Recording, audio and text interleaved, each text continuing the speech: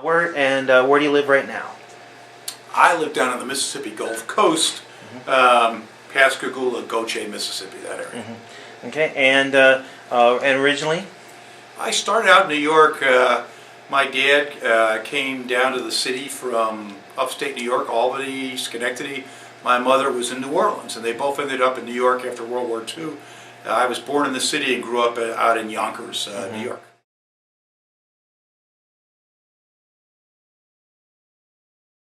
I work for a firm that has about 600 people. It's called Alliant Group, and we help small and mid-sized businesses claim all the tax benefits to which they're entitled. We used to say when I was at the IRS that the tax return for a General Electric or a Wells Fargo or an Eli Lilly is nothing but an opening offer. They've got it's a voluminous document.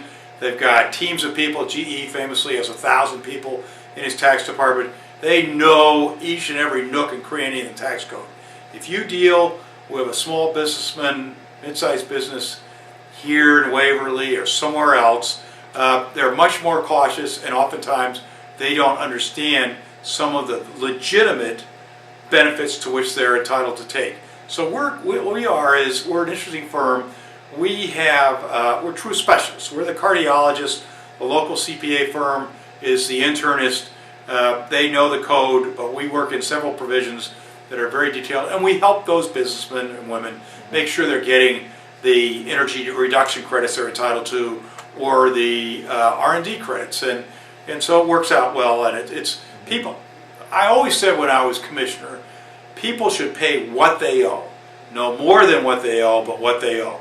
We help businessmen and women make sure they're not paying too much, but what they owe. So it's sort of like more like a large-scale H&R Block. I wouldn't say that. H&R Block is a cookie-cutter process where they're helping the bread and butter taxpayer primarily with pretty simple returns. Well, like I said, a larger scale. Yeah, that's right. We're dealing with people who have a business. They're doing things like R&D, and R&D, frankly, is a lot more. It's a term that's been broadened by the Congress over the decades since it came in the early '80s. But it's complex. You've got to make sure you go through the right analysis and that it's documented well. So it's an interesting assignment because it's taken me all over the country. One of the reasons I'm running for president is I've talked to business owners all over the country, and I realize that our lifeblood is making sure that small and mid-sized businesses grow. They're the source of innovation. Traditionally, they've been 2/3 of our employment base in the private sector. That's to say, used to be that almost 2/3 of the private sector workforce consisted of people who work for businesses with fewer than 1,000 employees. In the last 20 years, that number has declined by 4%, almost 4%. So that should be of concern to all of us.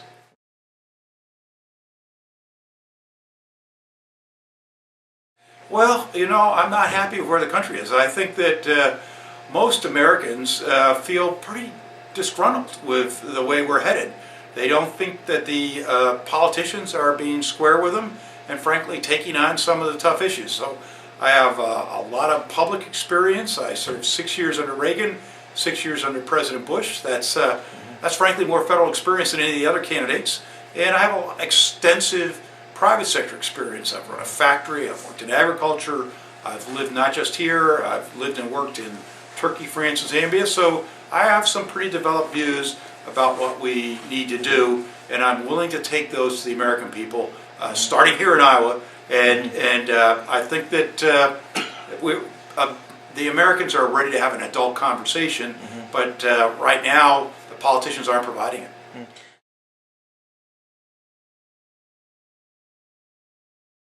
Well, I've written a letter to America.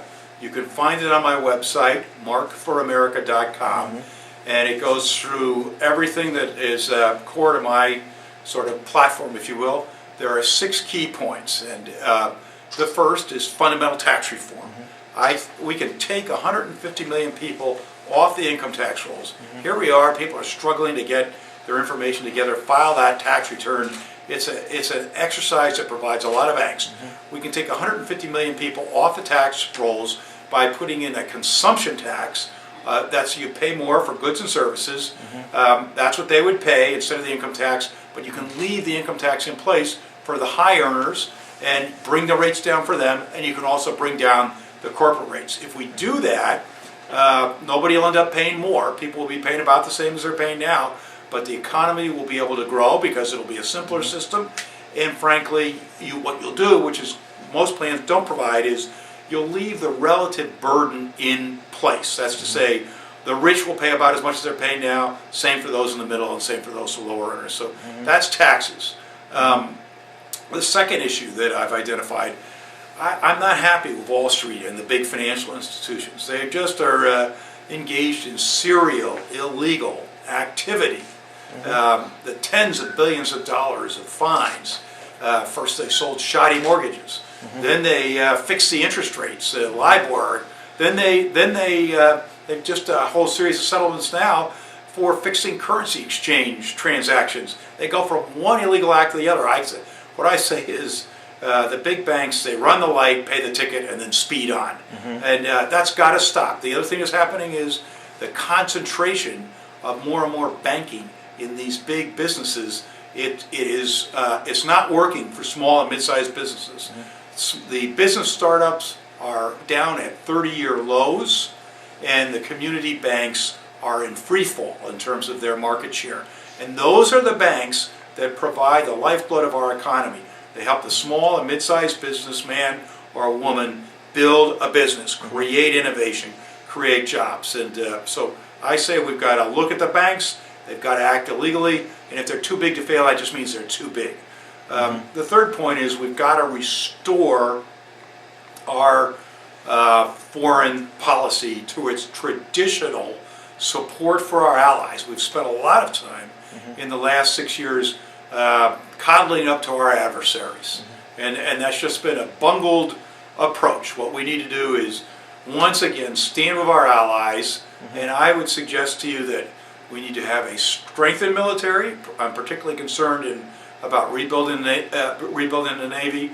We should use it judiciously, but we need to have the credibility in terms of projecting American values of democracy and free trade and commerce overseas. And what I would also ask, however, is I'm in favor of bringing back the draft. If you come to areas like Iowa in the Midwest, you are sending more of your sons and daughters to fight and serve our country, I know, than most states around the country. And certainly that's true when you compare it to the elites who are running things in Washington or on Wall Street. So I would bring back the draft. Not everybody's going to like this, but it will bring back a sense of community and shared service. The fourth point is we're going to bankrupt ourselves if we don't reform our entitlement programs. People, myself, I'm 60, I'm in good health, but as you get older, you start to draw those benefits, and those benefits will drive the deficit up and the debt to unsustainable levels. So I'm willing to say, most of the politicians are not, that we need to cut some of these entitlement programs. What I would do is I would means test some of these expenditures, not for people who are drawing benefits now or in the near future, but phase in changes where if you make more money and you don't need some of the benefits, then you don't claim it. If we don't do that, I'm sorry to say, there won't be, Social Security will not be around for future generations. So we've got to get after that. Two more points. Immigration. I am for comprehensive immigration reform. Certainly secure the border, provide more interior enforcement, and make sure that through E-Verify that only people who are here and authorized to work can work. But I also favor, and I know this is at variance with some in my party or many in my party, I favor the path to citizenship and an amnesty. Frankly, we're not going to send these 11 million people back anywhere to just say we are as happy talk. It's not going to happen. We all know it. And I want them fully invested in America. So yes, I want to reinforce our tradition of assimilation. We have the greatest society on earth. We've got to reinforce what's made it work for us. And frankly, I've lived in Turkey and in France, If we don't rebuild that tradition of assimilation, what's going to happen is we're going to follow Europe into chaos and grave division over how we deal with radical Islam, because we'll have fractured communities. We can't afford that. The last point is constitutional governance.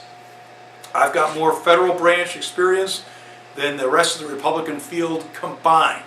And Americans can look at my track record in two very sensitive operations, the INS and the IRS, and they will see that I implement the law as written, not as I might wish it to be.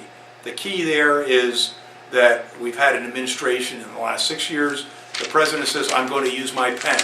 Well, he has gone to the limits of his authority and then some. I will follow the law and recognize the fact that while significant, the powers of the presidency are limited under government. Along with that, what I have said is there's too much politics in Oval Office decision making. I've served in two very different administrations, the Reagan administration and the second Bush administration. And I can tell you, by year 3, decision makers up and down the line are thinking about the re-elect. And that's no good. We should be worrying about national interests. So I'm only going to run for a single term, and I'm going to propose a constitutional amendment that future presidents only have 1 5- or 6-year term.